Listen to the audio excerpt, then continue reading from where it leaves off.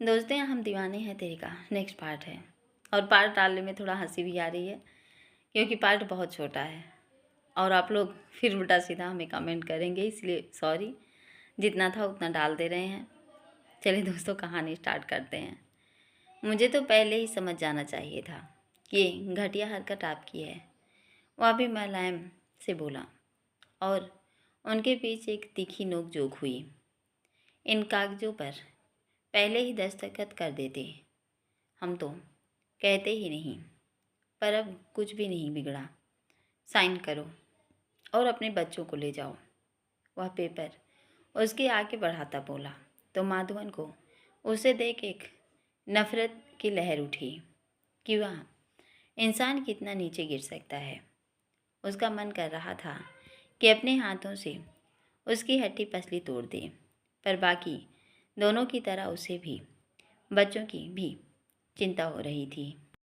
यहाँ पहुँच गए तो बच्चे सुरक्षित हैं कि नहीं? बच्चे कहाँ हैं? पहले हमें बच्चे दिखाओ। उसने बच्चे दिखाने को कहा ताकि तसल्ली हो कि वे सही सलामत हैं। बच्चे यहाँ नहीं हैं। यहाँ नहीं हैं तो कहाँ हैं? तीनों के मुंह से एक साथ निकला, वो रहे। उसने अंगुली का इशारा समंदर की तरफ किया तो तीनों दौड़ते उस बड़ी सी खिड़की के पास आए जहाँ से समुद्र साफ दिख रहा था और उसके ऊपर तैर रहा था एक मछली पकड़ने वाला मध्यम आकार का क्रूज, जिसके डेक पर कुछ लोग टहलते दिख रहे थे। अब एक आदमी दोनों बच्चों को डेक पर ले आया कि देखकर कलेजा मुंह को आ गया। मेरे बच्चे। आहाना बाहर जाना चाहती थी, उसकी आंखों से आंसू फूट पड़े। मुझे बच्चों के पास जाना है। वह तो कूद मारने को हो गई। सिर्फ आहाना नहीं, अविराज और माधवन की स्थिति भी समान ही थी। बच्चों का मामला होने के कारण उनके भी हाथ बंधे थे जब तक बच्चे उनके पास नहीं आ जाते। उनकी बात मानने के अलावा कोई चारा नहीं था। बच्चों को वापस बुलाओ, अविराज गुस्से से बोला। साइन करो, आ जाएंगे। और अगर कुछ भी होशियारी की तो बच्चों को समंदर में फेंक दिया जाएगा। जब तक उन्हें बचाने जाओगे, बेचारे बच्चे पानी पेट में भरने से मर चुके होंगे या मछलियों का शिकार हो जाएंगे। वह उनके मन में बच्चों के नाम पर दहशत भरना चाहता था और वह कामयाब भी हो गया। तो अविराज गुस्से में बौखला गया और उसकी गर्दन दबोच ली। बच्चों को छोड़, वरना। अविराज के ऐसा करते ही उसके साथियों ने आहाना और माधवन पर बंदूकें तान दी, इस चेतावनी के साथ कि अगर ऐसी कोई हरकत हुई तो वे लोग उनसे घिरे हुए हैं। वह उसको छोड़ देता है।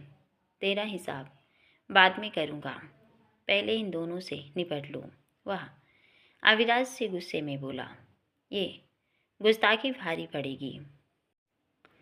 बोला ना, अभी गर्मी दिखाने का नहीं।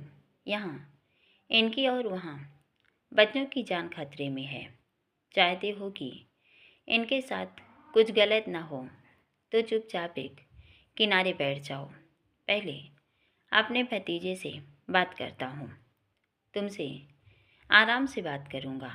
वह मलयालम में बोला, जो कि अविराज को अच्छे से समझ तो नहीं आया, पर जितना समझ आया वह भुनभुना कर रह गया। छी, थू है तेरे जैसे चाचा पर जो थोड़ी सी प्रॉपर्टी के लिए इतनी नीचता पर उतर आया है कि छोटे छोटे बच्चों तक नहीं छोड़ा। आपके लिए मन में जो कुछ भी बचा था आज सब खत्म हो गया। रिश्ता नाता तो पहले ही खत्म हो गया था। आज मेरे पिता के भाई हो ही नहीं सकते। मेरे पापा तो इतने अच्छे इंसान थे, आपकी मदद करने हर समय तैयार रहते थे।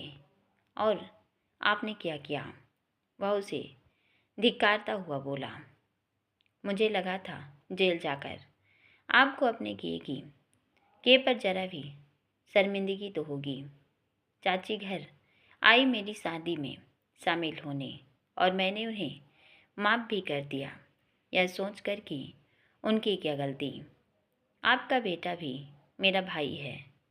चाची मेरी माँ जैसी और बेटी मेरी बहन जैसी। उन सबको आपकी गलती की सज़ा क्यों दूँ? पर आज आपने फिर वही सब दोहरा कर साबित कर दिया कि आप नहीं सुधरेंगे। एक रेस्टोरेंट अपने बच्चों से ज़्यादा प्यारा हो गया है। क्या मुझ में और आपके बेटे में कोई फ़र्क है? क्या यहाँ विद्या आपकी बेटी जैसी नहीं है और इसके छोटे छोटे बच्चे क्या आपके नाती नहीं हैं? यह सब कहते हुए जरा शर्मिंदगी महसूस नहीं हुई। माधवन अपने चाचा को लताड़ते हुए बोल रहा था ताकि उसकी आंखों में शर्म का पानी थोड़ा तो उतरे, जो प्रॉपर्टी के एक छोटे से टुकड़े के लिए बिल्कुल मर चुका है। दादाजी आपका हिस्सा दे चुके थे। उस रेस्टोरेंट पर आपका कोई हिस्सा नहीं बनता था, फिर भी उन्होंने उसके बाद भी आपकी हर कदम पर हर प्रकार की मदद की, पर आपका लालच कम होने के बजाय बढ़ता रहा और अब उस पर कब्जा करने ये हथकड़े अपना रहे हैं। क्यों कर रहे हैं? आप प्यार से मांगते तो मैं क्या पता आपको हिस्सा दे भी देता, पर आपको तो पूरा कब्जा चाहिए। ऐसा क्यों? माधवन जो कोशिश कर रहा था उसमें कामयाब हुआ और चाचा का लहजा थोड़ा नर्म हुआ। माधवन, मुझे अपनी बातों में फंसाने की कोशिश मत कर। हाँ, मैं जानता हूँ कि यह सब अच्छा नहीं है। मुझे भी बच्चों को अगवा करते हुए अच्छा नहीं लगा, पर मेरी भी कुछ मजबूरियाँ थी। ये बात सही है कि दादाजी हमारी मदद करते थे, पर तेरे पापा से मुझे जलन होने लग गई थी। उन्होंने कुछ समय में रेस्टोरेंट को एक मुनाफा देने वाला बिजनेस बना लिया था। मैं उनसे आगे बढ़ना चाहता था, इसलिए गांव की ज़मीन बेचकर मैंने भी ऐसा ही होटल बनाना चाहा। बना तो लिया, पर उसे चलाने के लिए भी पैसे चाहिए थे, तो इधर उधर लोन ले लिया, पर होटल घाटे में जाता रहा और मैं कर्ज में डूबता रहा। कर्ज में डूबने के कारण मैं शराब में खुद को डुबोता रहा और एक समय ऐसा आया कि मेरा घर तक गिरवी चला गया। लेनदार घर के चक्कर लगाने लगे। घर बिकने और मेरे जेल जाने की नौबत आ गई थी। तब इन लोगों ने मेरी मदद की, मेरा होटल भी खरीदा और मेरा सारा लोन भी चुका दिया, पर इनकी शर्त थी कि मैं तुम्हारा रेस्टोरेंट भी उन्हें बेचने राजी करूं। पर तुम्हारे पापा किसी भी कीमत पर रेस्टोरेंट नहीं बेचना चाहते थे कि यह कहकर कि पिताजी का सपना है। जब मैंने हाथ खड़े कर दिए तो उन लोगों ने मुझे और मेरे परिवार को मारने की धमकी दी। अपने को बचाने के लिए मुझे यह सब करना पड़ा। अपने को बचाने हमारा परिवार ख़त्म कर दिया। मैं बीच में ना भी पड़ता तो वो ज़मीन वैसे भी हथिया लेते। वैसे भी उनकी नज़र कब से रेस्टोरेंट पर थी। तुम्हें कितनी बार तो सीधे तरीके से वह ज़मीन बेचने को कहा, लेकिन तुम बेच ही नहीं रहे थे, तो और क्या करते? इसके सिवा हमारे पास कोई रास्ता नहीं था और अभी भी नहीं है, इसलिए चुपचाप से कागज़ों पर साइन कर दो। ये लोग बहुत खतरनाक हैं। तब तक हम में से किसी को भी जाने नहीं देंगे। फिर बच्चों को मारना ही क्यों न पड़े, ये ज़मीन ले लेंगे। इसलिए मैं नहीं चाहता कि सबके बीच में बच्चे आएं। मेरे दादाजी का सपना मेरे पुरखों की संपत्ति है, इसको आप बेचने कह रहे हैं। ऐसी इमोशनल बातें करके पागल बनने की कोई ज़रूरत नहीं है। जिंदा रहोगे तो ऐसी संपत्ति और जोड़ लोगे। ले चुपचाप से साइन कर, कहीं ऐसा ना हो कि वे लोग बच्चों को गला घोट कर उसको समंदर में फेंक दे, क्योंकि बच्चे उनके ही कब्जे में हैं। नहीं नहीं चाचा जी, आप यह क्या कह रहे हैं? आहाना बीच में बोली। तुम चुप रहो, तुमसे मैं बाद में बात कर रहा हूँ। अगर बच्चों को बचाने की कीमत रेस्टोरेंट है तो ठीक है। माधवन मजबूरी में हाँ कर देता है। वह आहाना की तरफ देखता है। विद्या, वो बच्चे देख, वो सपना उनसे बड़ा नहीं। अरे तू चुप रह, ठीक है ना? यह सब तेरा ही किया कराया है। जब मार दिया था तो कैसे बच गई तुम? बताओ कैसे? मार कर खाई में फेंक दिया था, फिर पहले तुम और उसके बाद वेदांत भी लौट आया है ना? वह गुस्से में भरा बोला। एक मिनट, ये क्या कह रहे हो? माधवन बोला। मारकर फेंक दिया था।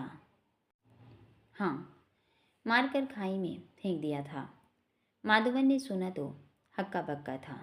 मार दिया था, ये जिंदा कैसे है? वही वही तो पूछ रहा हूँ। आप इस हद तक गिर गए कि इनको मारने के मकसद से वहाँ पहुँच गए। पर भगवान सबसे बलशाली हैं। जब तक वो नहीं चाहता कोई किसी को नहीं मार सकता। मुझे भी ऐसा ही लगा था जब मैंने इसे वापस आया देखा। मुझे यकीन नहीं हो रहा था कि इतनी ऊंचाई से गिरने के बाद ये बच कैसे गई। पर मैंने इसे भगवान का चमत्कार मान स्वीकार लिया और अब तक मानता ही रहता अगर वेदांत न लौटता। मतलब ये कि वेदांत के लौटने पर दूध का दूध और पानी का पानी हो गया। मैं समझा नहीं। मैंने वेदांत को देखा हुआ था, पर अब जो वेदांत बनकर आया है वो वेदांत नहीं। वेदांत नहीं तो कौन है? बहरूपिया है। क्या बकवास कर रहे हो? बकवास नहीं, बिल्कुल सच। सिर्फ मैंने नहीं, इस लड़की ने भी तुझे धोखा दिया है। कैसा धोखा? इससे खुद पूछो कि वेदांत की शक्ल कैसे बदल गई। विद्या, ये क्या बकवास कर रहा है? माधवन आहाना की तरफ देख रहा था। दोस्तों, यह पार्ट सुनने के लिए बहुत बहुत धन्यवाद। नेक्स्ट पार्ट कल सुबह फिर आपके पास होगा। आप लोग कमेंट कीजिए, लाइक कीजिए। धन्यवाद।